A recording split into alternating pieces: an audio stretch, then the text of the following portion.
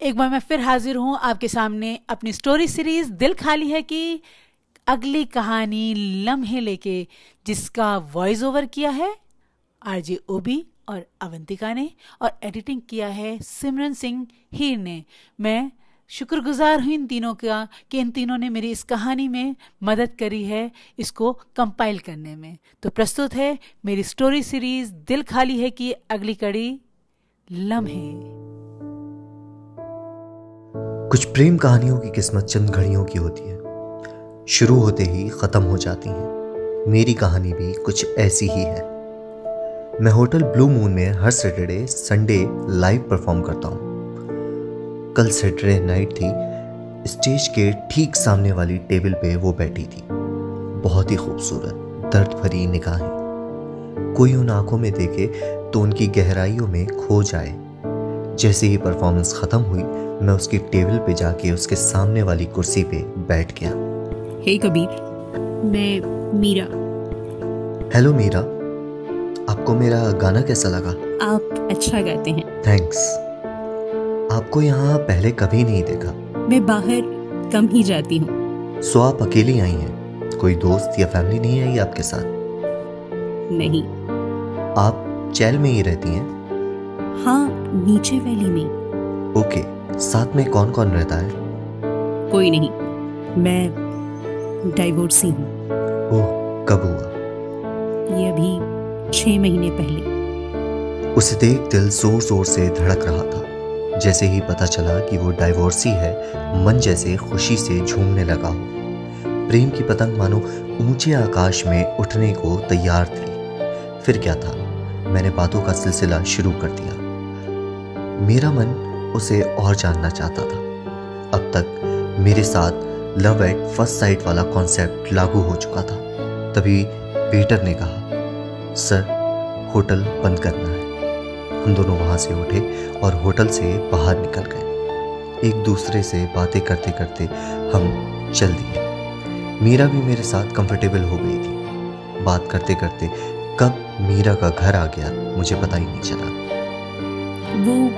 वो कबीर मेरा घर आ गया। ओह, पता ही नहीं चला रास्ते का तुमसे बातें करने में। कॉफी पियोगी? मैं अच्छी बनाती हूँ। मुझे तो जैसे उसके साथ वक्त बिताना का बहाना चाहिए था। मैंने झट से हाँ कर दी। Why not, sure. नेकी और पूछ पूछ।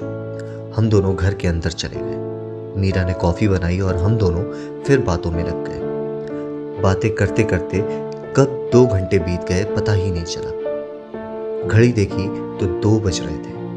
ओहो, 2 बज गए। मुझे अब चलना चाहिए, लेट हो गया है। चलो मैं चलता हूँ, बाय। बाय द वे, कल आओगी होटल? उसने भी बहुत प्यार से जवाब दिया। हाँ। उसकी आंखों में भी प्यार साफ नजर आ रहा था। अगले दिन मीरा फिर आई और ठीक सामने वाली कुर्सी पर बैठ के मेरी पूरी परफॉर्मेंस को एंड तक देखा। परफॉर्मेंस खत्म होने के बाद उसकी टेबल पर सामने कुर्सी पर मैं जाके बैठ गया। आज मीरा की आंखें कल से ज्यादा दर्द बयां कर रही थी। क्या हुआ मीरा, आज कुछ परेशान लग रही हो? सॉरी कबीर, अब हम शायद कभी ना मिल पाए। क्यों? ऐसा क्यों कह रही हो तुम? क्या हुआ? कबीर, तुषार का एक्सीडेंट हो गया है तो मैं दिल्ली जा रही हूँ। पर उससे तुम्हारा क्या लेना देना?